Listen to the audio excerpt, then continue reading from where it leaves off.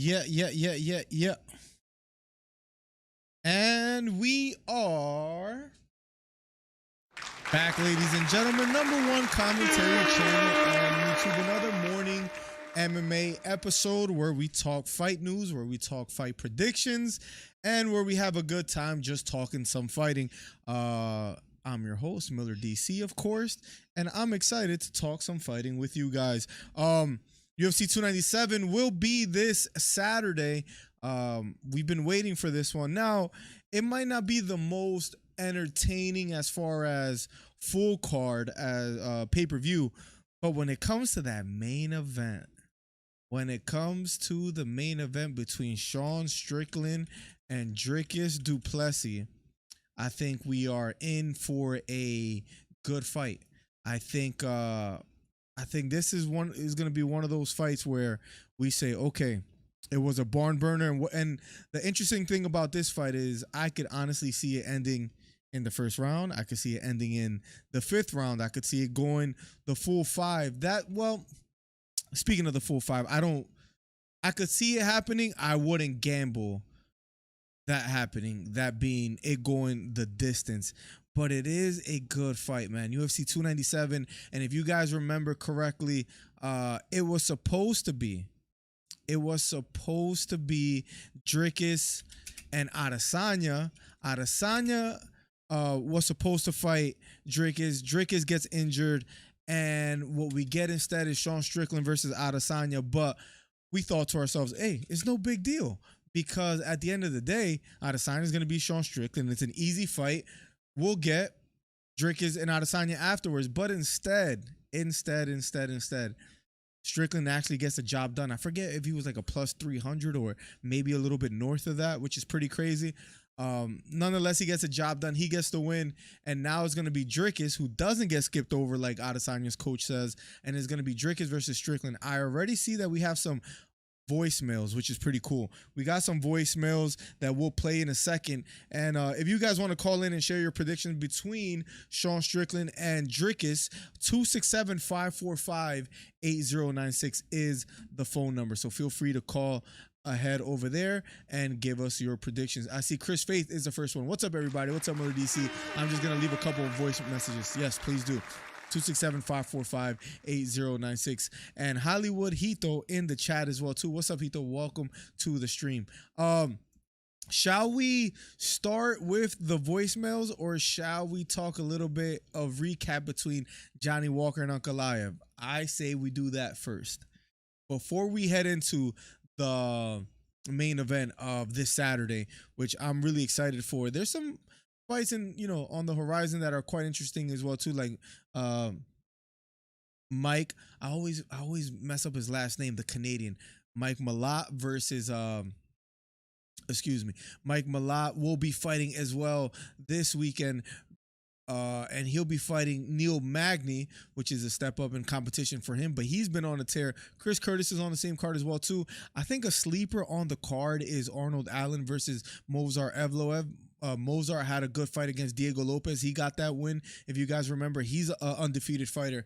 He's fighting Arnold Allen, who's coming off a loss against Max Holloway. So we'll see how he bounces back, or we'll see if this is kind of like the beginning of the end, kind of like it was for Bryce Mitchell when he got knocked out by Josh Emmett.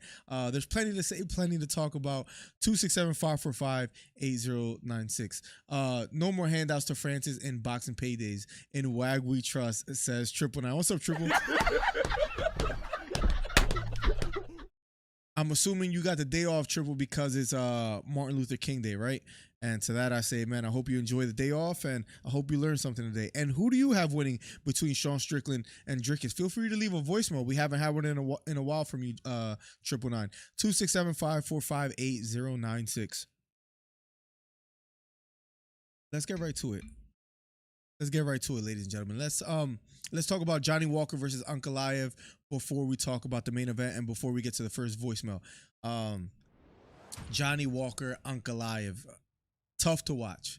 I'll be honest, this first year started a little bit difficult for me, and the reason why I say that is because I had I'll be honest, I had Johnny Walker winning. I almost chose to lie and say I was joking and go down that abysmal path of just being a liar. But I'll be honest, I saw the first fight of them two and I thought to myself, listen, Johnny Walker, he was doing okay before the stoppage. Johnny Walker was doing all right. Maybe if they run it back, he's already felt Magomed Ankalaev's power. So because of that, I'm just trying to post this on Instagram real quick. And because of that, come second fight this past Saturday, Johnny Walker's going to start guns blazing. He might get Magomed out of there. And a video is coming out at 1:45 with my official prediction, but I still give you my prediction in this live stream. What's up, Martin? Welcome to the stream. How you doing today? With all that being said, I'm like, man, Johnny Walker might surprise the masses. And the betting odds know what they're doing because I said to myself, you know what? It wouldn't hurt to throw a little money. It wouldn't hurt to throw a little money on Johnny Walker. He's a plus 400. Why not? He's a plus 400. He's explosive. At least if he lands big early, he could potentially do something, right? Boy, was I wrong. I mean, that knockout was tough to watch. And I think I could play it in a sneaky fashion here on on stream. Let me see if I could play it. Let me see if I could play it off real quick. Johnny Walker versus Magomed. Let me see if I could bring it up real quick before we talk about it a little bit more. Tool Toad, welcome back and always coming through and always showing love with the $2. Let's go. He says Strickland 4th round TKO. Thank you for the prediction because now I can could actually make a poll about this. Let's go. Who wins? Thank you for the $2, man. Appreciate it a ton. Who wins this weekend at UFC 297? We're going to get to some voicemails in a little bit. 267-545-8096. Let's just see what the people think. Sean Strickland by KO. Dricus du Plessis by KO. Sean Strickland. I need a by decision or Dricus du Plessis by decision. Let's see what the people vote, and then we'll get to some voicemails in a second. Let me see if I could find it. Yes, it's right here, I believe. This was tough to watch. Johnny Walker started off good. In the second round, he started to fade a little bit, and then and we got to start talking about career-defining stoppages because that's what we might have here. Payday, you want payday. Thank you again for the $2. Tool. That's really nice of you. He says Strickland 4th round TKO. We're gonna talk about that in a bit. And here it is. He chose to engage. Goes right then and there, and that was all she wrote. Was that tough for me to watch? Absolutely. Is it the end for the career of Johnny Walker when at one point I said to myself, listen, this guy potentially beats Magomed? I'm not saying it's over, but I almost feel like I gotta say the famous Adrian Broner quote where he goes, take the L out of lover, it's over, brother. And granted, he was on a little run prior to this loss. He beat Cutelaba and he got performance of the night. He beat Paul Craig, even though Paul Craig is not the most dangerous. Then he beat Anthony Smith. So you could say maybe the resume in the last 3 wins, his 3-fight winning streak, wasn't the best. But I thought he was turning his career around. And then against Magomed Ankalaev in the first fight, he looked pretty solid.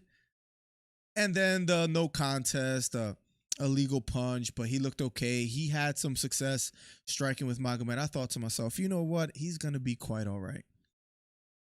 Magomed hits him with one right hook, and the fear that I had previous for Johnny Walker came back to light. That being, his chin has looked suspect before. If you guys remember when he got knocked out by Corey Anderson, tough to watch. That was kind of like the beginning where people said, you know what? He might not be all we believed he would be. Then he loses to Thiago Santos. He loses to Krylov. But the way he lost to Jamal Hill, do you guys remember that knockout where he had his hands up in the air as he got knocked out? That was one of the craziest knockouts I've ever seen. And I thought, man, maybe this guy's career is over. But then he goes on a 3-fight winning streak, and I'm saying, okay, he's back. Magomed is a tough fight, but he looks focused, he looks ready, and he looks willing to engage with Magomed. Let's just see what happens. And he gets knocked out in the way in which he did it with that right uppercut that landed right on the chin where he's holding his face. And maybe this is his ceiling. Maybe his ceiling is exactly where he's at right now, like right at the bottom, a top 15. I think he was number 7, but maybe that's the highest that he goes right now. Could potentially be the case. What do you think is next for Johnny Walker? As far as Magomed Ankalaev, there has been some rumors. I'm just trying to put this on Instagram real quick. There has been some rumors that they want to skip Jamal Hill and give the shot to Magomed. Magomed looked good also against Jan Blachowicz. That was arguably a win for him. Even Jan Blachowicz said himself, you know what? I thought I lost that fight. And now when he rewatched it, he goes, you know what? It's closer than I thought. But nonetheless, close fight. Close fight, close fight, close fight. And we find ourselves for Magomed Ankalaev up there in the UFC rankings in the light heavyweight division. We see Johnny Walker, I'm sorry, maybe fading a bit here. Sorry to distract a little bit. But real quickly before we get to the first voicemail of the day, we have Jamal Hill, we got Jiri Prochazka, we have Magomed Ankalaev. My suggestion is that it should be Jamal Hill versus Alex Pereira next, no question. That's my honest opinion. But if he were to get skipped over, who would I? Again, I don't think he should be skipped over, but if he were to be skipped over, I would say, yeah, why not Magomed? You saw the way Jiri fight played out. He got knocked out. It wasn't like it was a decision win. Give it to Magomed, but I would still prefer Jamal Hill. Let's catch up with chat before we play the first voicemail of the day. Walker's clumsy defense, says Jesus. Not only clumsy defense, my worry is that his chin is perhaps not what we expect that it could be, and it can't hold. Imagine him catching even a jab from Alex Pereira. I will be worried for him. Imagine him catching a left hook from Pereira. Scary. Imagine him getting hit by Jiri, by Magomed again. I just think he has met a ceiling. He's at number 7. I don't think we see him above that anytime soon. And perhaps this is I hate to sound so pessimistic, but perhaps this is a beginning of the end. Chris Faith says, I believe when Walker woke up to the desert, LO, after his loss, says Chris. But that Phil Hall's KO lose was laughable to me. That's another bad one as well, too. He basically got hurt with a jab. Boracho says, are you worried that I switched my pick to Dricus Miller? I have been on a terrible losing streak lately. I even picked the Cowboys to beat the Packers yesterday. Boracho, as much as I love you, man, it does worry me that you're switching sides. It makes me think, it makes me go back to the drawing board and say, you know what? Maybe there's something I need to think about. Maybe Sean Strickland has something that I don't see. But it worries me a ton, especially if you pick the Cowboys. What did they lost 48-36 or something like that? They should have lost by more, honestly. So I'm surprised they closed the gap that much. That was a crazy game. I saw some of it where the Packers were just running the ball and just not being stopped at all, which was crazy. But you picking Dricus, Boracho, you tell me, why is it that you switched? What made you go with Sean Strickland primarily, and then you said to yourself, you know what? I need to switch. Thank you for being a member of the channel as well, too, man. We got some gold members in the chat as well. We see Boracho with the gold glove. We know Hito's a member as well, too. So consider becoming a member, guys. Click the link, become a member. Helps the channel grow. Helps the channel a ton. If you can't, all good, but if you can, we'll be great. Jesus says, this Saturday card coming up, not that good. I was talking about that with a friend earlier. I in a sense hate the card. I mean, I like the Mike Malott fight.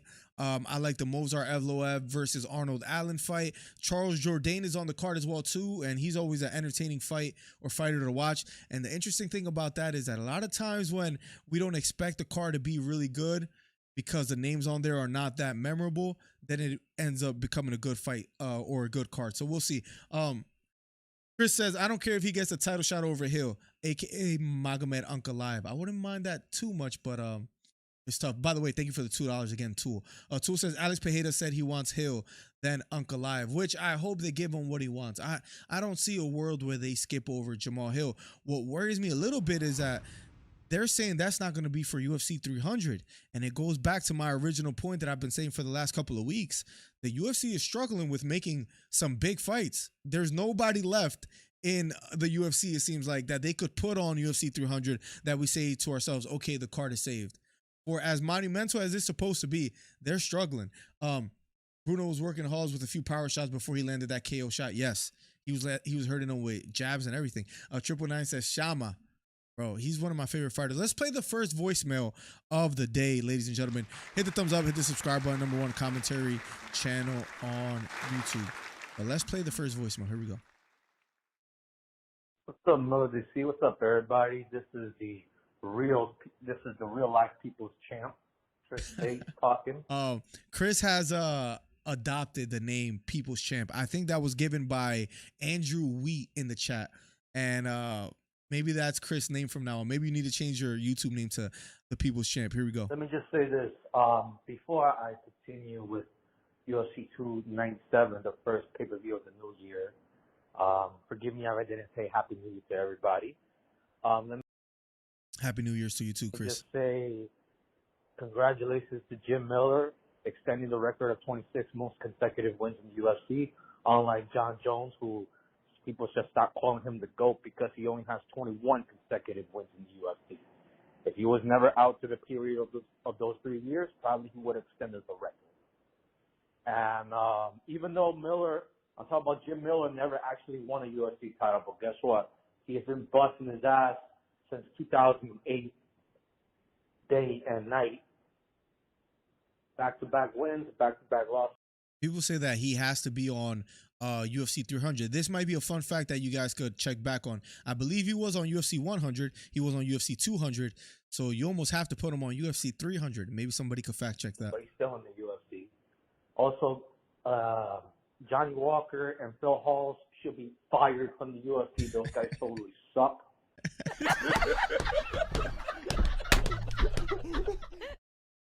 I don't know if Johnny Walker should be fired, but I think we could question his abilities to stay in the top 10. That chin just isn't there. First right hook that he got caught with, he got slumped.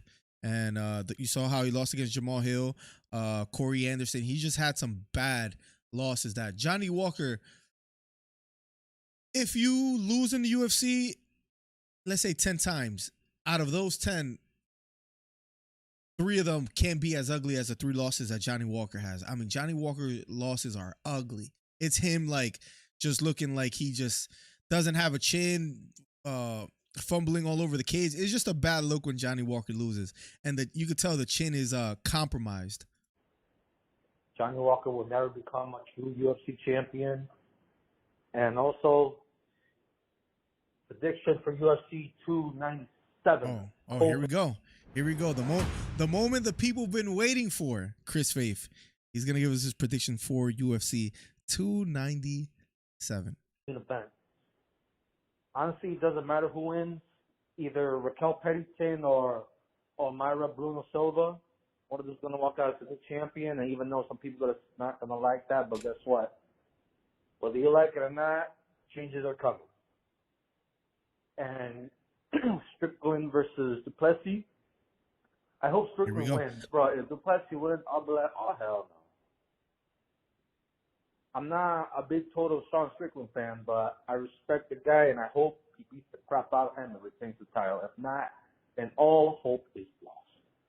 He left another voicemail, so we'll play that in a little bit. Thank you for the call. If you want to share your predictions on UFC 297, 267, the number's right below right here, 267-545-8096. Share your predictions on Sean Strickland versus Dricus Du Plessis, and we'll play back live on stream.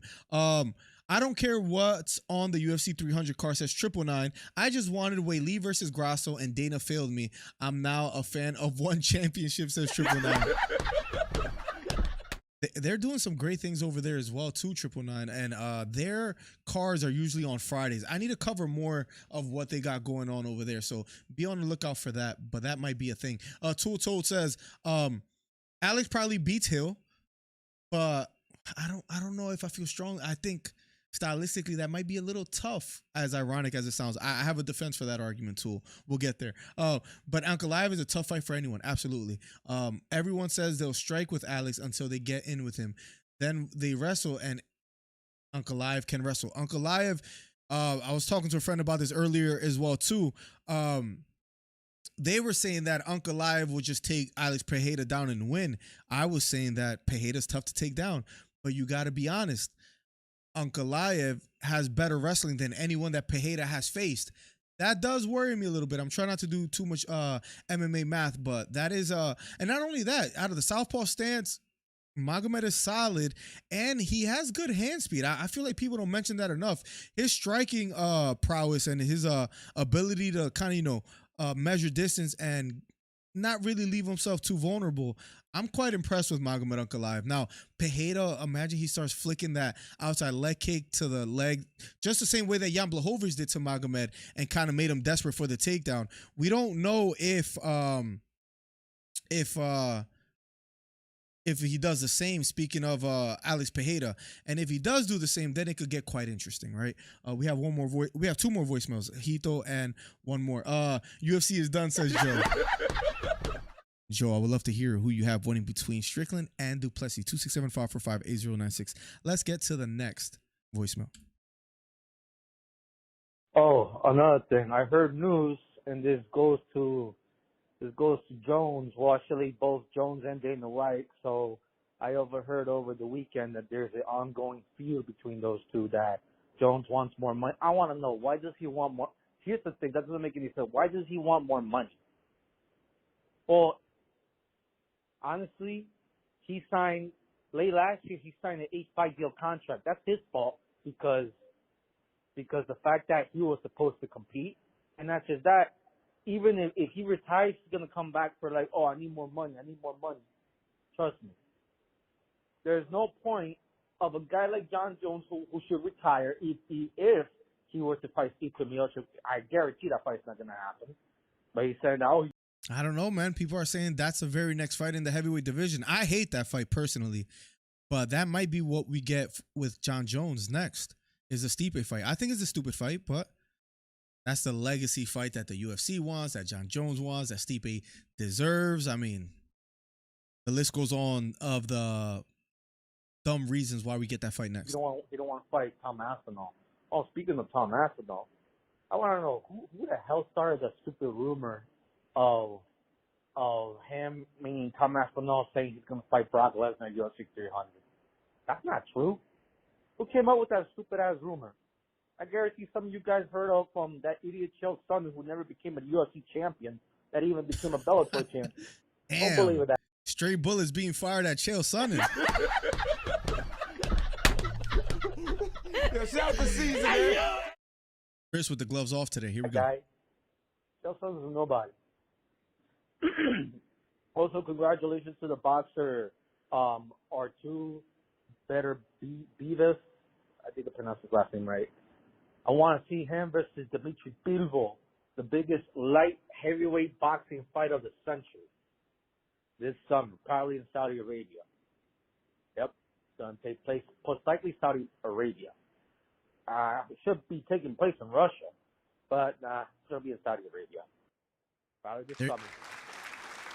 There you have it. Chris Faith with the two voicemails. Thank you so much for leaving the voicemails. Listen, I want to see Aspinall versus Jones. I think the Stipe fight is pretty dumb, so I would agree with you there. Better Beef got a win this past weekend too, so thank you for bringing all that up. Let's continue with the voicemails in 1 second. Joe DeJesus says, Miller, you might have to change this to a power slap channel. Stop it. That's the dumbest sport in history. And ironically, I wouldn't be surprised if you love it. That thing that released Chris was from an old court case, says Hito. Tool says, the Jones and Dana thing from when Ngannou was there, he wanted $30 million for Ngannou fight. People were saying that Ngannou was scared, but I think now that we look back, it's pretty safe to say that it wasn't Ngannou that was worried. I mean, he's taking risks in boxing that are bigger than maybe even fighting John Jones. So, I don't know. A lot of crazy news circulating. And right now, when it comes to Dana and Jones, and when I think about the UFC, I can't get the thought out of my mind of what they're gonna do for 300 and when does Jones return. And please don't let it be Stipe. I think the fans should strike. We have another voicemail. Let's get to it. This is from Hollywood Hito. Hollywood Hito. Let's see. Well, we start off the New Year's right. You know, I had Johnny Walker taking an L. I don't know what you were thinking, Miller, but I'm 1-0 starting off the year. I also, kind of told you about this Khabib video and how you need to kind of get in front of it. You were a day late. It is what it is. You didn't listen to me, but still, 1 in 10 video for you. You're welcome. The only other thing I want to talk about, man, because 297 is a wash. Sean O'Malley, Dana White is pushing him so hard, it's cringe. Oh, he chooses to talk about Sean O'Malley. Lately, I don't know what happened to Hito, but that man has been on a campaign to let us know, and anyone that is associated with Hito, he's making sure everyone knows that Sean O'Malley is a product, is a industry plant by the UFC, and maybe he's not as good as people say or just as entertaining.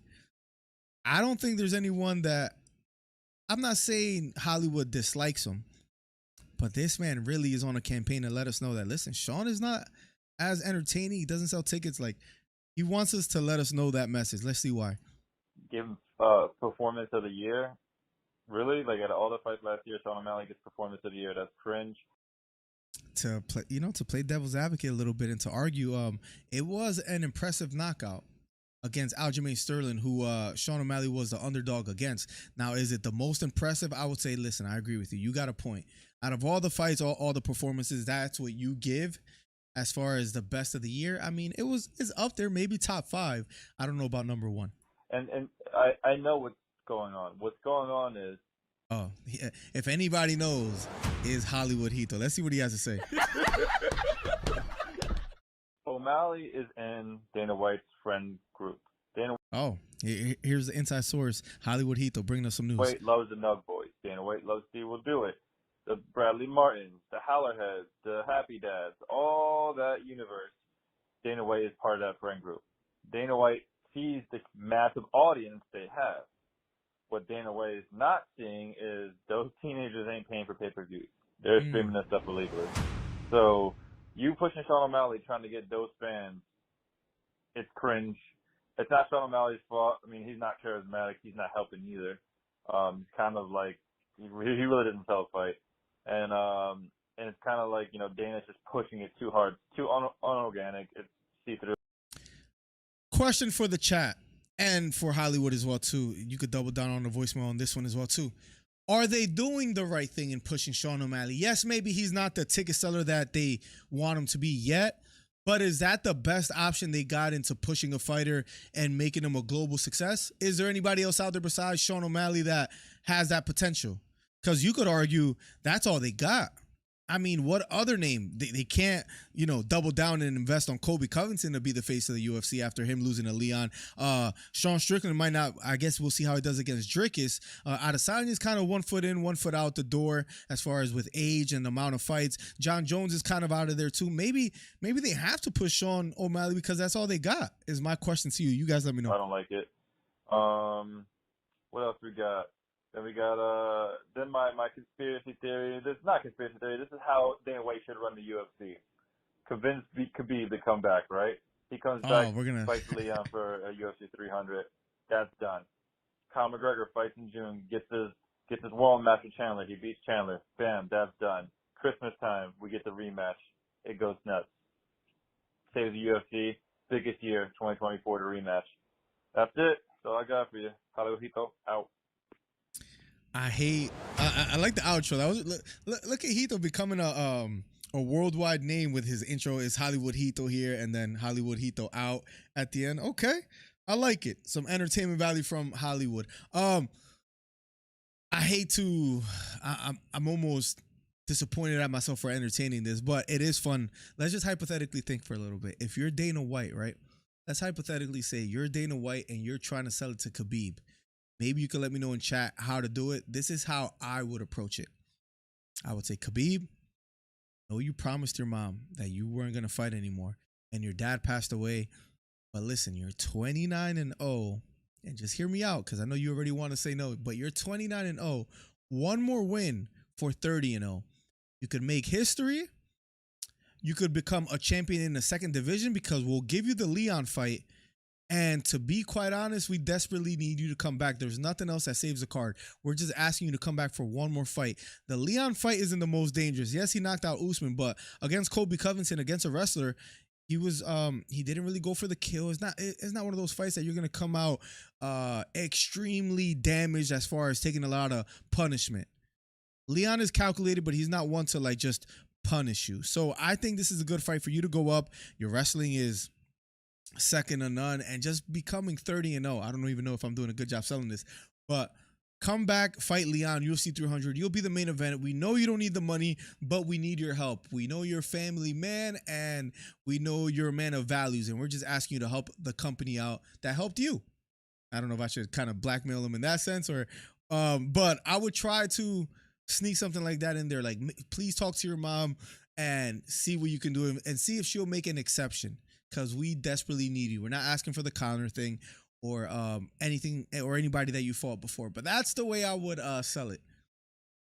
267-545-8096 if you want to share your thoughts on Khabib returning for UFC 300, because I don't know what else saves it. Hill is set to return by International Fight Week, which is usually July. That's a lot of time benched for Alex and Magomed. So you think Alex comes back before that? I thought Pereira, with the cryptic message that he had on his Instagram, was going to tell us that he was going to come back for UFC 300. So I was a little bit surprised if it would be that as late as UFC 300. Let me catch up. Dana called Jones a punk in 2014. Documents, LOL. I saw that earlier today as well too on Instagram. I wonder how this affects Jones Stipe negotiation, and hope it brings Aspinall versus somebody. Jones, Stipe, whoever. Maybe Jones signs with ONE FC now. I think John Jones isn't going anywhere.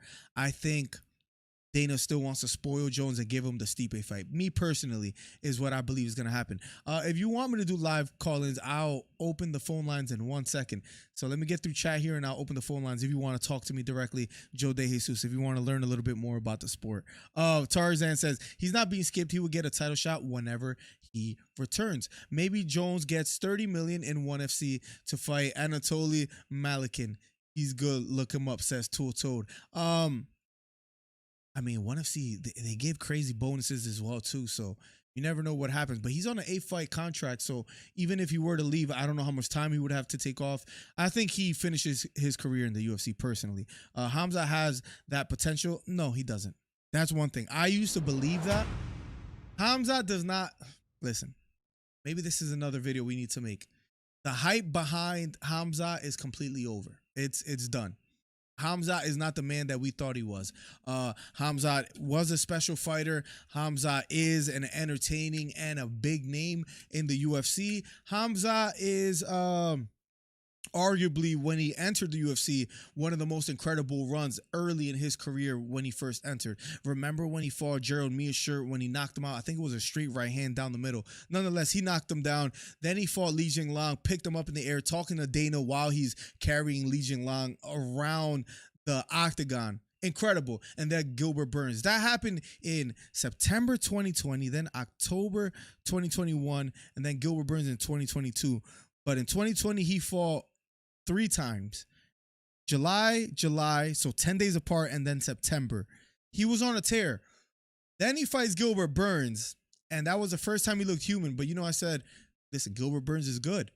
Perhaps he, had a somewhat off night and the fight was close. He beats Kevin Holland, but then he has a debatable with Usman.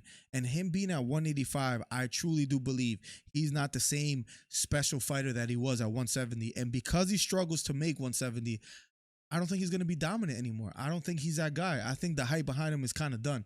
Jan's takedowns on Alex were too easy. Got them every round, only missed one. So I guess you could argue if that were the case, then he would make, then Magomed will make easy work as far as getting takedowns. I'm assuming is what you're saying, right? I'm accepting live call-ins. The phone lines are open if you want to call in. Joe De Jesus. Tool Told says, Bo Nickel has that potential. He does. Maybe that's the one name, but again, he has the skill. I don't know if he has the charisma to be highly entertaining in the press conferences, or just I don't know what his ceiling is as far as building up his name and attracting casual fans. Tool says Taporia. Oh wait, first let me say no. O'Malley and Strickland is the one if he wins. Yeah, I guess that's contingent on if he wins. Taporia needs to fight Yair in Mexico City. He's huge in Spain. Introduce him to Latin America. That's a great idea. I wouldn't mind that at all. But he's getting the Volkanovski fight first. So are you saying he beats Volkanovski? Because I'll be honest, I have him winning. He's young and ready, fighting for a title. The Latin world will love him and get behind him like Ireland and the West did for McGregor. I like Taporia a lot. I picked him to beat Bryce Mitchell back in the day when I believe most were picking Mitchell. Jan's takedowns on Alex were too easy.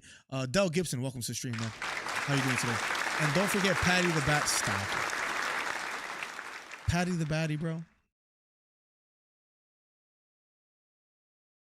Out of all names, Patty the Batty? That's horrible. You should be ashamed of yourself thinking that Patty would be. Patty right now is about 215 pounds, by the way. So, Patty's ceiling is about where he's maybe at right now. Let's see. Patty is. We got a phone call we're going to accept right now. Patty is still not top 15. After that Ferguson win, let's accept this. Call from. You're a bum. It's Hito 609. So Joe, Hito beat you too, so you're gonna have to call after him. Oh, you're in the Discord server. I was accepting calls at 267-545-8096. I'll go in Discord right after right after this talk with Hito. What's up, bro? So when we were, first of all, like pay attention to the room, you know what I mean? Like you're talking about like who has the potential, like as far as selling, we were talking about O'Malley, because we were not questioning O'Malley's talent. That I didn't question that at all. I was questioning his ability to sell, and like who can he use to get behind the sell? Hey, you can sell Khamzat. You think Khamzat's not marketable? If he keeps winning, whether you like it the way he does or not, he's marketable. The guy is very marketable. So you're wrong there. Does he keep winning? Does he keep winning?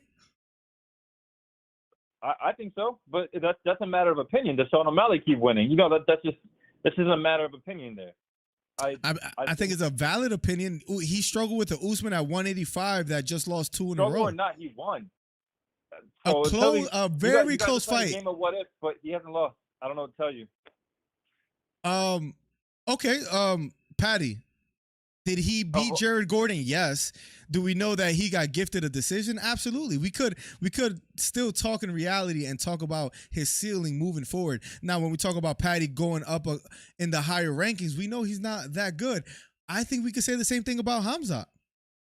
And then, sure, I guess what you're saying, marketable. That's where I'm Hollywood. All right. So let's keep it in my wheelhouse. We're talking about selling people. Khamzat for sure is marketable. More so than O'Malley, I believe. I think Khamzat sells a card better than O'Malley can. That's personally. fair. You know what? I think that's fair. So O'Malley's a little boring behind the mic. Then Bo Nickel. Bo Nickel has a different charisma. You don't have to be electric all the time. You gotta remember, Bo Nickel is he's on the radar. He hasn't even had a massive fight yet. But the hype behind him because of his talent, he's on Joe Rogan already. This guy is gonna get the soccer moms to get all their kids into wrestling, so they become an MMA superstar. He's gonna bring a whole different type of casual viewer. It's a clean cut, but it's not boring, and he's so dominant in a way. And like I say, he's marked. This guy's already 2 or 3 UFC fights in. He's on Joe Rogan. Why is that? Because he has a lot of hype. He's gonna dominate the sport, and a lot of people are backing him. And with that, Bo Nickel is gonna be marketable. With that, then all you need is just a rival. You match him up with like some guy that's trash talking. That's where you get the superstar of Bo Nickel when he dominates them. Bo Nickel is very marketable. Bo Nickel potentially can be not like the biggest star, but he's gonna be your next superstar for UFC as he climbs up the ranks.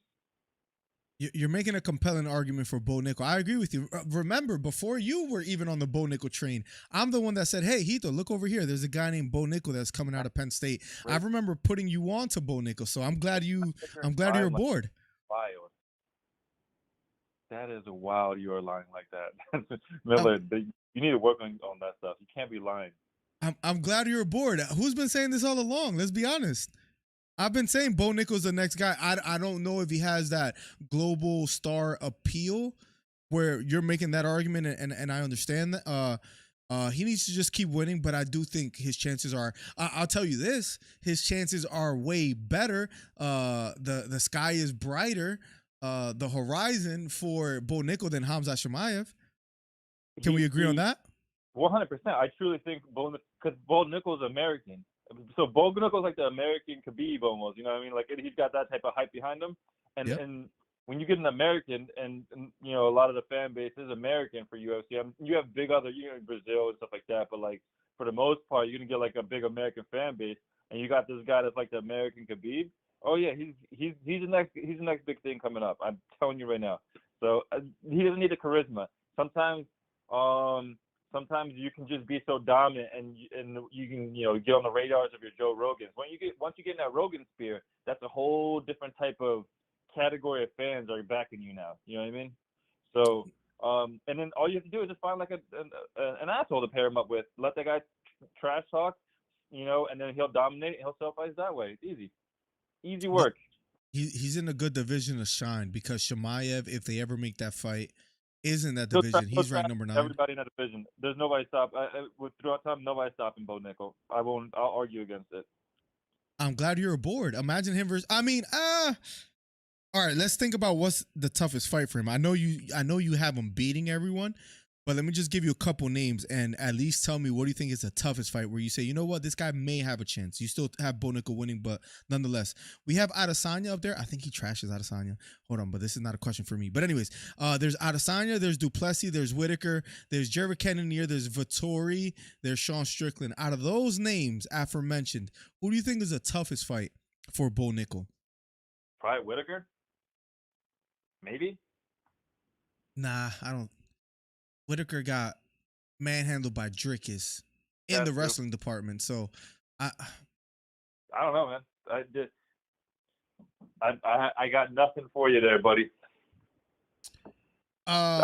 Nobody's really putting up any kind of competition to him. His wrestling is too dominant. You got to remember, this guy is strategic too. He's perfecting not just wrestling, but his stand-up. And he's not taking every 3 fights a year.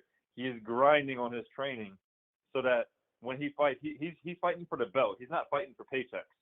So this guy doesn't need to fight 3 times a year. He's going to perfect it until he feels like he's championship worthy. I just don't see really anybody stopping that guy. You might hate this take. Hear me out, Hito. I think out of all the names, I'm not saying he beats Bo Nickel, but the toughest fight for him out of Adesanya, Dricus, Whitaker, Cannonier, Vettori, Strickland, I think the toughest fight is Adesanya. For the simple reason is the leg kicks, the managing range, the staying on the outside, the footwork, the kind of, maybe just chipping away at his legs. And the only reason I say Adesanya has a chance is because I think Dricus, if he tries to grapple with him, that's going to be tough for him. Whitaker, he just dominates. Cannonier, he beats. Vettori, he beats. Strickland, he gets in on a double leg. I think the only one that maybe just gives him some kind of trouble is Adesanya. Maybe catches him. But, again, tough. But yeah, that's my take. I just had to teach you on how to market fighters in the UFC. That's all I got. You had one name, and a name that I put you on to, but thank you. See you. There's nothing more that I like than frustrating Hollywood Hito. We have another caller. Let's see what Joey D has to say. Trey laughing at Hito's suggestion. Yeah, Trey. He said Whitaker. I don't know. Maybe he's smoking something early. Big Vince, welcome to the stream. He says, let's hope he lives up the hype and doesn't get rushed. I think he's that good. And he's not planning to rush. Damn, I might need to ride with DDP after seeing these polls. What is it? They have Sean Strickland by KO 73%. What the? I don't know how that works. Nonetheless, we have Joey D on the line. Eddie Rodriguez, welcome to the stream. Trey, welcome to the stream, and everybody else. Tool. Joe, what's up? Miller, how are you, brother? I am doing well today. How are you doing? I'm doing great. How did you do with your predictions for this last UFC event? For fight night? Yeah. I didn't do too hot. Okay. I didn't know. I just wanted to find out. Yeah, I picked Johnny Walker to win. Don't judge me. Wow. That's you can really take your time on that something. one. Yeah. That's Yeah. really something. What made you pick Johnny Walker again? The first fight, I thought he showed glimpses of success where I said to myself, the later this fight goes, the more dangerous it gets for him, but maybe he lands something big early in the fight. Was I wrong? As clear as day, as clear as Trey was wrong about Colby Covington and Derek Lewis and almost any fight that he has picked. We're allowed to get one wrong here and there. That was my one. I got you. Listen, I want to. Every time I come on here, I just start hearing people talking. These ideas start popping up into my head. Okay, Okay. this is what I think about the UFC, and I this is my thing. I always talk about the UFC because I want the UFC to succeed. You know, Right. at one point it was better than boxing, in my opinion. It was better than the top fights you could make in a boxing match, like 2016, 2017, 2015. Wow, those were some amazing fights. I think that Dana White, I think that he's losing it a little bit. And this is why I say that. And maybe he's not losing it. Maybe he just overplayed his card with the Francis Ngannou thing, but he should have kept Francis Ngannou. I don't know why he let Francis Ngannou walk. I don't know how much more money he was asking for. Do you know how much more money Francis was asking for opposed to what the UFC was giving him? It's complicated because Ngannou, at least from the horse's mouth, he says that it wasn't only about the money. He wanted fighter pay to be raised to a certain minimum. He wanted fighters to have like a board or like some kind of union, and so he was demanding things outside of money that the UFC just wasn't willing to meet halfway. So I get why the UFC kind of like parted ways. I think the way that they did it was wrong. Right, I see. Like bashing. Okay, him. so here is this is my idea to make the UFC great again. Okay, we let's hear need it. to make the UFC great again. Right. This is one idea. Okay. Dana White, and who knows if he's already doing this, what I'm about to say. Maybe he is, maybe he isn't. He doesn't need to find the best talent in the world. He needs to find a bunch of mediocre talent and then pick top fighters to whoop on the mediocre fighters and then pit the top fighters who have been whooping on the mediocre fighters. He needs to put those fighters together and market them as the best fighters in the world. So that's one idea that he is purposely picking, that he should purposely pick mediocre, fill up his roster with mediocre to above average fighters, and then at the very top, it's people that he knows no one is gonna touch, like no one would touch. So that's one idea, that that he purposely picks bad fighters so that he can market the top fighters that are really whooping on fighters that are not really that good. That's one idea, okay? Okay. Another idea is he needs to do a tournament style championship or cash prize or something, to where in like a 2-week span or 3-week span or whatever it is, maybe even a couple of nights, where like the strongest survive type thing. So survival of the fittest, where, and they've done it before in other fight organizations. Yeah, like they have Bellator like the Grand, with the tournament, yes, the Grand Prix. Yes, the Grand Prix. I think that would be a great idea. That would be exciting to me, to watch a guy who just beat the crap out of somebody, yesterday, and he's fighting again tonight. That's like compelling to me as someone who wants to be entertained, because this is really entertainment.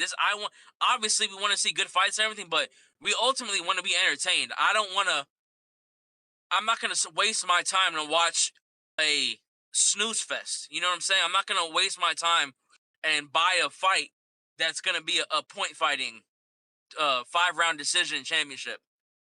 So those are my two ideas, that he should do a tournament or do what I said with stacking his fighters in each division with 2 or 3 of the best, and the other ones aren't even close. So what do you think about that as a start? What do you think about that? I like the Grand Prix option because, well, let me tell you this to like kind of add to your point. Maybe you can answer my question. It does feel like to me it's getting a little bit stagnant. It's the same thing every pay-per-view and Right. every fight night. It's this guy coming up versus this guy coming up. We're gonna get this title fight, and there's nothing wrong with that. It has worked for years, for decades in a sense, but it's getting a little bit repetitive now. It's the same kind of commercial type breaks, and you know Right. Daniel Cormier and Joe Rogan and John Anik, the same guys, and it just does feel like it needs something refreshing. I don't know what it might be. Maybe a tournament style idea could maybe fix it. Now the top guys fighting bums, we already see things like that happening all the time. They did drop the ball with losing Francis Ngannou, and it was nice, for example, that they got MVP. Maybe they need to bring Mike Perry back. Like they're lacking stars. I Exactly. feel like they're lacking even not originality, because you know they kind of are like the originators as far as the biggest organization and what they're doing thus far, but it's just getting redundant, is getting repetitive to me. So I feel you. They need something refreshing, like a tournament, like a Grand Prix. I don't know, something, because even the Ultimate Fighter doesn't hit like it used to. The Contender Series doesn't hit like it used to. People aren't tuning in as much. It does feel stagnant. And the reason, in my opinion, the reason why it feels stagnant is because the level of fighters are so good nowadays. They're all within like a millisecond of like one of them getting knocked out in a fight. Like it's so close. The fights are so close sometimes, and I don't see a guy in each division that is just like head and shoulders above the rest, unless you're talking about like Islam. I think Islam is probably head and shoulders above everybody in that division, and then Volkanovski. But even the superstars that they do have, they're just not entertaining enough for me. Like, it's, if anything, I watch to see them, like, if I do buy a fight, I would watch them to see them lose. Because it'd be cool to see when when what's his name had Volkanovski in in that headlock, in that guillotine. And so that was a great fight. That was like one of the best fights I've seen in a while too. That fight with Volkanovski, that was a great fight. But anyway, I Let me think make here's some yo. well here's something else that I think that would make the UFC interesting. If they added more weight divisions too. I think if they added more weight divisions, so they had 145, 155, 165, jump it up to 175, and they just do it every 10 pounds. Why not? Like I don't understand why they won't do that. I feel like that has plagued boxing, where there's too many divisions. And the same, I actually like the amount of divisions there are now. Joe Rogan makes the argument you make, though, that they need more divisions. But I think that's more for the fighter's benefit, not so much for the spectator. But real quick, to kind of something you said before as well, too, and I hope this is not off track. I think this has to do with the problem as far as entertainment value that they have. Hear me out, bro. This might sound a little racist at the same time. A lot of fighters that are coming up, let me just give you a couple names. You go to the bantamweight division, and up there is Merab Dvalishvili. Good fighter, but boring, right? Then you have Arman Tsarukyan. He's entertaining, but you have him. You have Shavkat Rakhmonov. Good fighter, but you know he doesn't know English. You have a lot of these like Russian, Dagestani fighters, wrestling heavy fighters, and we want to see more striking, like as for the casual fan, right? Like you got Magomed Ankalaev, who's all around good, but like he's not gonna blow you out the water with behind the mic skills and talking trash, right? You need kind of like the Ian Garys that like just say dumb things, but you want to see whether he loses or not. You need Colby Covington at the end of the day, as much as I hate to admit it. Like you need characters, and I feel like we're losing that. Who do we have right now that has a belt that's a character? Sean Strickland, is that it? Think about it. What other title holder you're right. I like that guy as a person. You're right. I was thinking that's crazy you said it, because I was thinking the other day. Sometimes I just think about UFC sometimes and how far it's fallen. I'm just like, man, what can bring it back? And I was literally thinking we need more American champions. If they had more American champions, just people who Americans could relate with, I think we would be in a better spot. That they wouldn't need to be as entertaining behind the mic. As long as we have more American champions, more Americans would buy the fights because they would like that It's an American winning. That's- You know what I'm saying? You might have a point, man. The only one right now is Sean O'Malley, and but besides that, you have Sean Strickland, who might lose the title next. Then you have John Jones, who's kind of like 1 foot in, 1 foot out. So yeah, you don't really have American. Maybe that's something I got to think about more, but that could potentially be the case. But let me ask you, why don't you agree with the more weight divisions? Because, okay, let's say you have Volkanovski at 145. Okay, then he goes up to 150. I'm sorry. You have Islam at 155, and then he goes up to 165.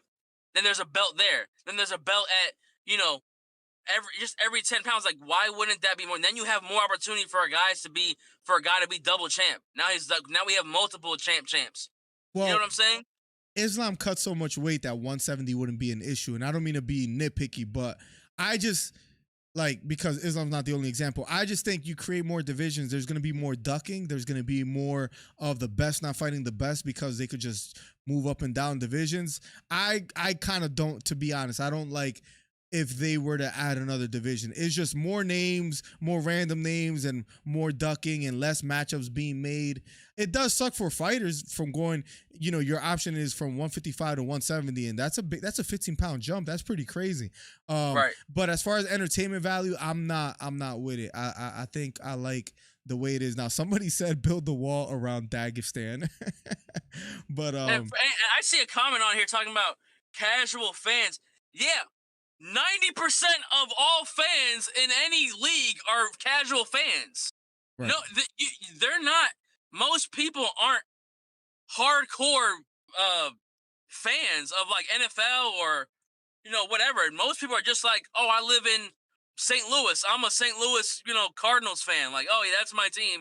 Like they don't know who they're bringing in the draft and in like their farm system and how much money the guys are making people just like the teams. People just like the fighters. Like that's what your goal is, to build a huge casual fan base where you don't need to be a hardcore to know, oh, this fight, I can't miss this fight because this dude knocks out. You need just simple entertainment. So the casual fan thing, that's what the UFC should be aiming for, is casual fans. But we don't need hardcore fans who care about Dagestani wrestlers and what they bring. Like, okay, that's not going to bring in the money, So I think there's something true to we're lacking American fans. That's something I'm definitely going to dwell on a bit because I think you're right. We're lacking American fighters, and what you have, you have Islam as a champ, number one pound. And look, his name is Islam. Yeah, you have what? Pantoja at flyweight. Like, who knows? If you're walking down the street and you ask someone who Pantoja is, they're probably not going to know who it is, right? Can we get a guy named Christian? Can we get a guy named Christian in there as a champion, not Islam? There's a lot of overseas fighters. Even look at the big names right now. Leon is a champ, Pereira's Brazilian, Islam, Dagestan, Volkanovski from overseas as well too. It's a lot of Aussie, Brazilian, Dagestan, Russia. The only American, what America has representing them right now is Sean O'Malley, who's maybe not the best representative as far as true American hard worker. He has a rainbow hair and all that. You don't have an American, right? You don't have a Chael Sonnen. Colby Covington is a disappointment as an American. He actually makes America look bad. So that you have that as well too. Yeah. I think Sean Strickland, I like what he's trying to do. I just think this is my personal opinion about Sean Strickland. I think he's a little cringy. I watched the whole interview with Joe Rogan. There was a lot of stuff he was saying that was just, it was just so really cringy. And I get he's trying to be a good example and everything. It was just weird, man. Just a weird time for the UFC. You need a Chael Sonnen. You need America is the best country in the world. I'm the baddest man. We're the toughest guys out here. You don't have that. You almost had that with Kobe, but he ruined it because his fighting style is boring, and then he couldn't win, and he failed at the title 3 times, and so it's tough. I think there's more to it. That might be the next video idea. They need an American champ. We need better American fighters. You look at the roster, there's not many. Yeah. Yeah, I think Bo Nickel. What you said about Bo Nickel, I like him, and I saw the Joe Rogan interview with him and Joe Rogan, and I like the way I like his composure. I liked how he was talking. He was a real smooth individual, and I think if he becomes champion, I think that would be great for the UFC. No, I agree. And to something Jesus says, combat sports is international, not necessary to champion be USA. Yeah, I agree, but since we are like the biggest as far as like we're gonna be the country that buys the most pay-per-views, you need to attract the casual fans. Like, of course, me and you don't care as far as like Brazilian, whatever. I'm talking like for the casual fan, it would be important if there's like if there's some kind of American that you say, you know what? I'm gonna watch this guy because he's representing my country and I like him, and I don't know, just attracts the crowd. Sean O'Malley doesn't again. Sean O'Malley's being criticized because his ticket sales are low, and he's supposed to be a big draw, but his crowd is like 16 and under. It appears from that people are joking. So I do think it's a little bit of that. I do think it's a little bit of is a lot more wrestling based and striking as well too, Joe. We didn't talk about that enough, but that's another issue. Is like. It's a lot of wrestling now, and again, casual fans are not going to want to watch people like.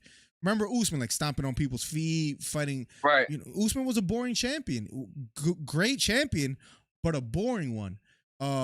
Until like he had that knockout against Masvidal, but even then, like people were calling him one of the most boring fighters in the world. The entertainment value maybe is lacking a little bit, Joe. With all that being said. Yeah. Yeah. I mean, I would love for them to start fixing fights or something. That'd be great. Just something to get some type of attention, like something to talk about the UFC. Like, oh my gosh, did you guys hear that they were fixing fights in the UFC, or that the ref I don't know. They need some type of controversy, maybe. I don't know. Trey actually made a good point for once. He says, not American just needs to speak English well. That's another thing. What English speaking character in the UFC is actually like? You actually like say, what this guy is as good as trash talking to counter or close to. There's nobody. So, Joe, any last thoughts, sir? Thank you for this was a good, productive call. Way better than any call I've ever had with Trey Melton. So thank you. Yo, no problem. We already know that. This is my last. My last comment is. My last comment is keep doing what you're doing. You're great. Love your content. I love your setup in the studio. It looks nice and clean. Your mic looks good. It's smooth. It's not yellow. It's not disgusting looking. Yeah, right. And doesn't have rabies on it. Exactly. No herpes or nothing on it. So that's great. Keep doing what you're doing. I love it. Thank you, bros. I appreciate that a ton, man. Thank you, Joe, for the call. Yes, sir, Miller. There you have it, Joe De Jesus with the great call. Way better than any conversation I've ever had with Trey Melton, I'll be honest. Let's catch up with chat. Snook says Sean Strickland for champ. He's a true American. I mean, it'll be shocking if he wins, I'll be honest. But it'll be good for the sport, perhaps. I also think it'll be good for the sport if you have Dricus versus Adesanya in Africa. That's a whole nother conversation. I'm so hardcore. When I was a kid, I got Raiders magazine sent to me. I don't know what it's like to not be a hardcore fan, says Tool. Sports shouldn't be super complicated to know about, says Snook. Where the UFC kind of makes it a little bit, right? Like as far as keeping up with all the fighters, there's so many. Kobe could be great, but his persona and fighting style is not it. That's another issue that people don't talk about enough. Yeah, he's entertaining behind the mic and he says the most outrageous things, but his fighting style is boring. Conor, at the end of the day, not only talked trash, but he would get a knockout as well too. It was striking. The whole wrestling base. Again, I know that's part of the sport, right? But it doesn't appease casual fans as much as it should. I'm all over as far as like reading chat. Let me see where to start. The super fight era has ruined the game for y'all. You don't appreciate the game anymore. Look at Trace trying to sound like a purist. Let's catch up. Kamaru Usman was a great American champion, says. He was a great champion. He wasn't an entertaining one, in my honest opinion. Let's keep catching up with chat. UFC is missing one thing, rivalries. Good point. Good point as well, too. They're missing rivalries. That could very well be a big issue. True heated rivalries. Yeah. The Chael Sonnen versus Silvas, right? The Bisping and Rockholds, just good back and forth banter, right? Not like Wonder Boy Woodley type stuff. You need like some good back and forth. I think people need to realize that personality is equally important to skill, because if you aren't an entertaining person, people won't care even if you are great, at least nowadays. And we have a lot of great fighters not entertaining outside of the octagon fighters. That is an issue that we have today. So I agree with you 100%. And not have to worry about getting canceled for libs. I mean, that was never a UFC issue, though. They let you say what you want to say. Manel Cape, who just missed weight, was calling people the F word, if you know what I mean. So, and no repercussions there. Islam needs to come out with a Putin picture and Russian flag to trigger us Americans. That'll sell. That'll sell. Just tell me if we're live tonight. I'm leaving. Yes. The problem is there's no real rivalries. Everyone daps up after the fight these days. It's fake. It's a fraud. Yeah, we need more like Ian Gary's and I guess not Ian Gary Vicente Luque, but like anybody that would just trash talk Ian Gary would be good. That's a good game, good name to go after. What other names out there? Let me see if I could bring up the rankings real quick. Like, yeah, like Sterling and Sean O'Malley was good for whatever it lasted for, but there's no rivalries in that division now for besides the Cheeto Vera fight, right? Like they needed that. That's why he's getting the fight. So to your point, we need more rivalries. Volkanovski, that division is kind of stagnant. The Topuria fight is interesting, but if he beats Topuria, there's no names out there. There's no rivalries. There's no storyline, and story is everything. The lightweight division, you have maybe Makhachev and Saryukian, but again, Trey making a decent point for once in his life. Leon Edwards is just too good for his own good. He beats anybody in the division. He beats Shavkat. He beats Burns. He beats Bilal. Maybe Shavkat is the toughest fight, but he beats everyone there. Leon is just that good. I think that's not even up for debate. Middleweight is one of the divisions where you get the most rivalries. You got Sean Strickland and Adesanya. You got Dricus and Adesanya as well too. You have Marvin Vettori, who's been in the top 5 for like 10 years, and you know he's never winning a shot. But then you have Shemaev as well with the rivalry, how he wants to come after anyone, and any fight that he's in will sell right now. Light heavyweight division. Maybe, yeah, we need more rivalries. I think that's a good point. Let's catch up with chat. Do we have any voicemails? No, just making sure before we continue chat. Imagine if Kevin Holland can win. He was marketable. I like the Kevin Holland versus MVP fight a lot. Islam Drago says told.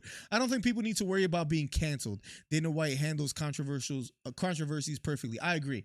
And Sean Strickland is still in the UFC, so that goes to show people can't be canceled. I think the UFC is a perfect place that if you want to say whatever you want to say and get away with it, that's probably the only organization out there where you get away with it. So I think